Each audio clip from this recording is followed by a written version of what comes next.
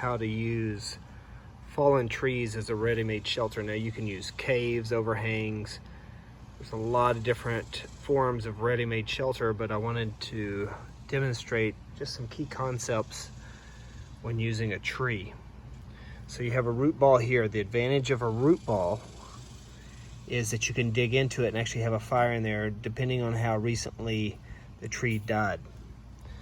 And it's unlikely to catch on fire because of all of the soil that's contained within it. If there's a lot of leaf clutter underneath and the limbs aren't propping the tree up, normally the limbs themselves will prop that tree up and create a ridgepole for you. But you can dig that area out. You can dig the area near the root ball out, especially if it's giving you an overhang. So if you've ever been in a pine forest after a storm, you'll know that it creates a huge root ball, and a lot of times you'll already have a lean-to on one side. So a couple different ways to do this. You can put sticks and make an A-frame or a lean-to.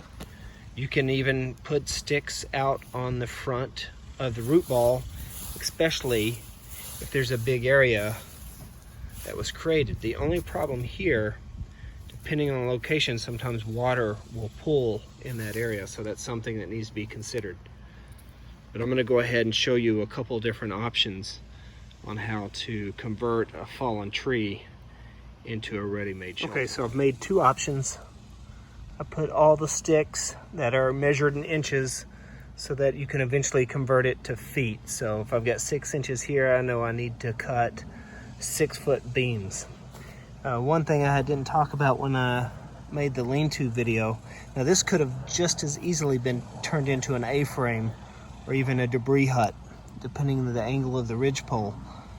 But you notice how I left a little overhang here? If I was just going to do a lean-to, I would cut these a little longer. So instead of doing 6 inches this time on these, I cut them to 7 to 8 inches, so I'd have an overhang.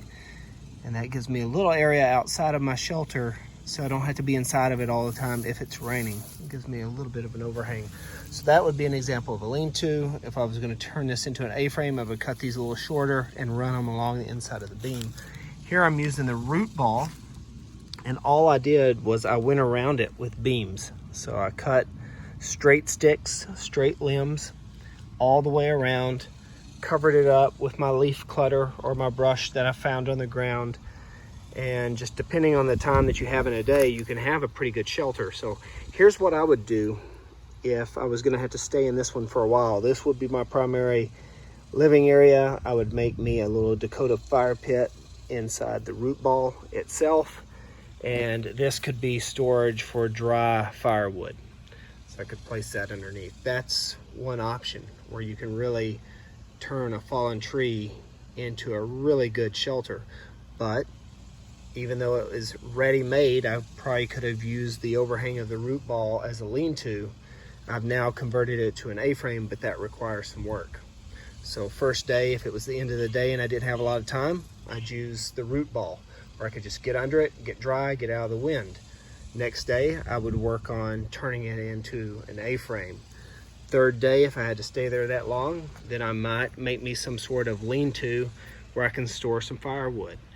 And then the next day, converting that to an A-frame to add even more firewood.